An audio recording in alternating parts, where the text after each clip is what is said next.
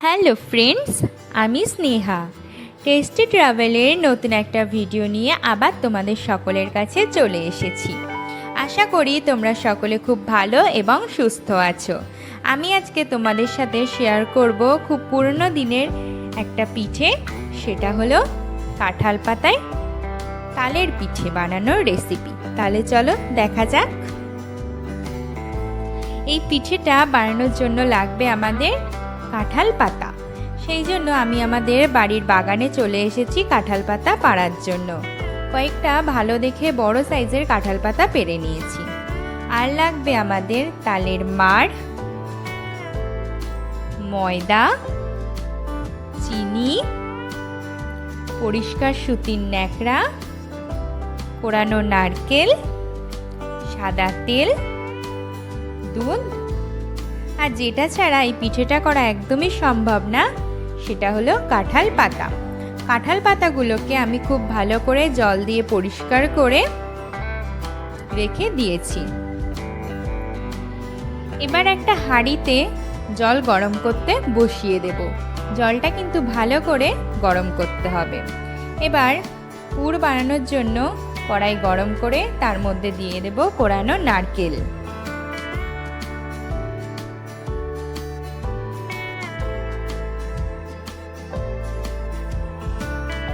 আর দিয়ে দেব স্বাদ মতো চিনি। আর পিঠেতে কিন্তু সবসময় একটু মিষ্টি বেশিই হয়, তাই জন্য চিনিটাও একটু বেশি পরিমাণেই দিতে হবে।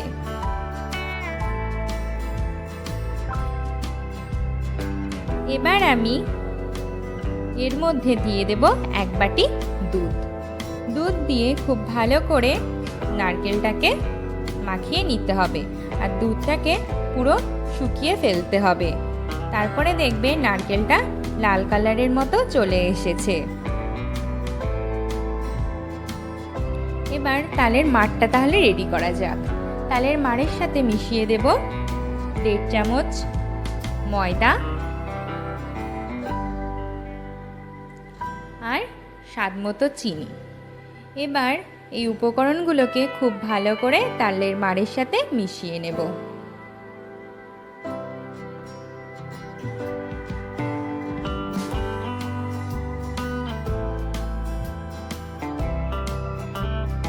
খুব ভালো করে উপকরণগুলো মেশাতে হবে। এবার তাহলে চলো দেখা যাক আমি কিভাবে পিঠেটা বানাচ্ছি। কাঁঠাল পাতাতে সামান্য সাদা তেল লাগিয়ে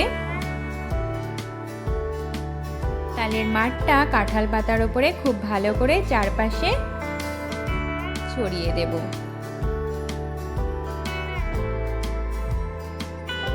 বেশি পরিমাণে তালের মাড় ব্যবহার করলে কিন্তু হবে না, তাহলে পিঠেটা ভাববে না ঠিক করে আর সেদ্ধ হবে না।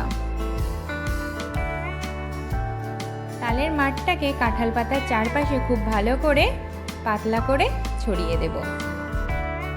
এবার এর ওপরে দিয়ে দেব সেই নারকেলের পুরগুলোকে দিয়ে কাঁঠাল পাতাটাকে মাঝখান থেকে ভাঁজ করে দু সাইডের থেকে যে এক্সট্রা পুরগুলো বেরিয়ে যাবে সেগুলোকে বের করে নেব।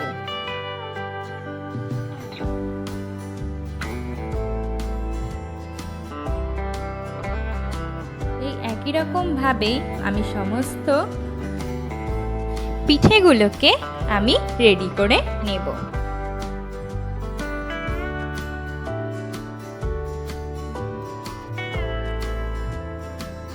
এইভাবে আমার সমস্ত পিঠেগুলো রেডি করা হয়ে গেছে। তার মধ্যে জলটাও গরম করা হয়ে গেছে। এবার হাঁড়ির মুখের ওপরে সেই সুতির ন্যাকড়াটাকে ডবল ভাঁজ করে একটা দড়ি দিয়ে খুব ভালো করে বেঁধে দেব। আর ওপর থেকে যে ধোঁয়াটা বেরোচ্ছে দেখতে পাচ্ছ, সেই ভাপেই আমাদের পিঠেটা রেডি হয়ে যাবে। এবার আমি ওই ন্যাকড়ার ওপরে খুব ভালো করে সেই কাঁঠালের পাতাগুলোকে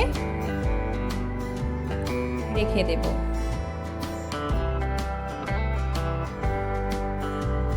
তারপর একটা ঢাকনা দিয়ে সেটাকে ঢেকে দেব, যাতে ভেতরের হাওয়াটা বাইরে বেরিয়ে না আসতে পারে।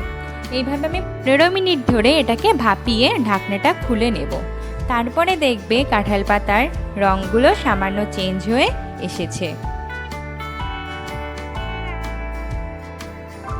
আর দেখবে কাঁঠাল পাতাগুলোকে সামান্য ধরলেই পিঠের গায়ের থেকে উঠে আসে, তাহলেই বুঝতে পারবে তোমাদের পিঠে রেডি হয়ে গেছে।